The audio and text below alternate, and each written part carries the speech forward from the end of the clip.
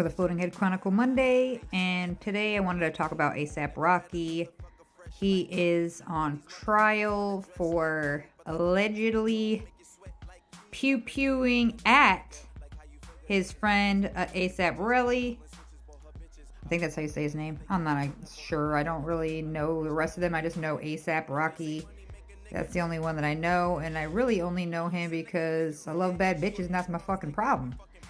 But, and aside from the fact that he is with the lovely Rihanna, and they have 2 babies together. Now, Riri showed up with her 2 beautiful babies, looking like a queen as always. But she's there supporting her man who is facing like 24 years of imprisonment for said crime. Now, they had a lot of people testify in his group as well that stated that it was supposed to be a prop pew that was used for a music video, and he just used it to scare, and it only has blanks in it. Now, this is where it was just the back and forth between them two. There was video surveillance, but it didn't really pick up much, enough for you to see that ASAP did have a pew on him. But they did not find anything at the scene, although ASAP really seemed to find some casings and bring it back to the police department. I don't know how that worked out, but that's so weird.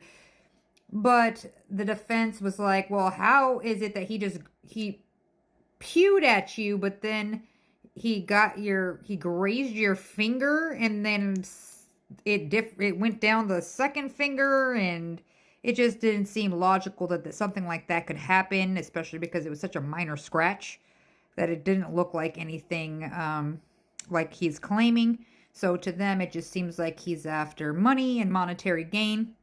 We don't know what the real story was, right? We weren't there. Here's another beautiful angle of the queen herself. You could stand under her umbrella. The baby's so beautiful, though. And now you guys can read this. This is from 2021. He said that he got confronted outside the parking garage. It was pretty much on site. As soon as ASAP Rocky pulled up, it seemed like ASAP Rocky was the aggressor from the camera angles. Other people that were there were stating the same exact thing. Now, they say that they were arguing over some sort of funeral expenses that ASAP Rocky was supposed to be covering and didn't. I don't know what the real deal is. I don't know how this works in his friend group, but like, you know, you don't snitch on your friends. That's like the #1 thing. You handle shit. You don't go snitching on them. So I'm pretty sure that the group is disassembled by now. But what is going to happen here? Is it real? Is it not?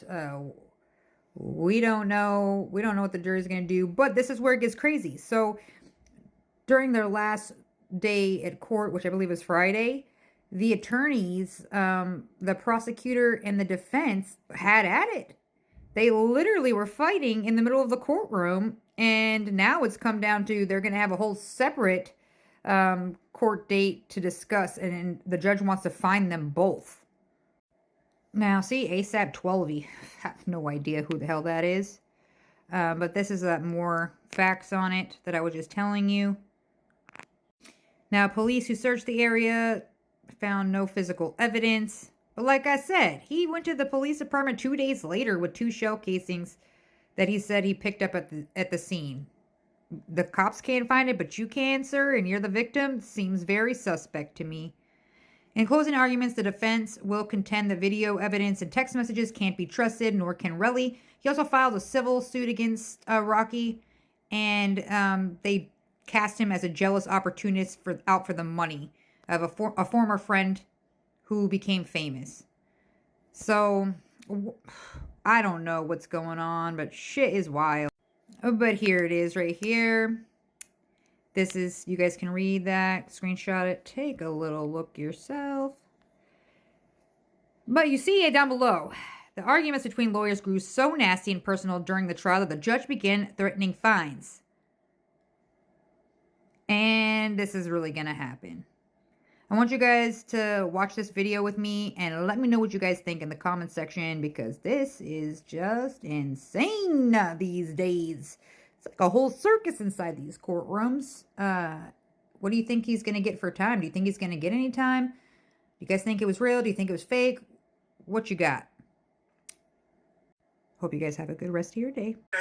and I'm going to apologize for overruling it, and then move on. If I were the two of you, I would just move on and not make bring it to the jury's attention. I would point out, though, I told you at the beginning of arguments that if an objection is made, I'm going to do my best to call it as I see it. You have made 17 objections. I have overruled 12. I have sustained 5. I'm doing the best I can. I will continue to do the best I can, and that's all I can say. I just want to put on the record that these remarks about being unethical is not just about had it with him. This from a lawyer who, and I was saying yesterday on it, this from a lawyer who asked in front of a jury for a stipulation that a shooting range was not in California when either he knew it was in California or had no idea that it was in California. Okay? So he literally asked for a stipulation in front of a jury that he knew was not true or didn't know if it was true. And that's unethical. That's unethical. And this is a guy who, the Ninth Circuit just said life to a jury in the Ranford case. Your Honor, so Your Honor, Your Honor, about him. one more thing out of him, and we air everything that's happened in this case, which the court's aware of. Stop. He might want to stop. Look at ASAP's face. You should be, Joe. Oh, Let's take a break. You should be. Don't tell the courts that the man is a liar. Hey! Oh, yeah. Oh, I'm so scared of you. Stop it!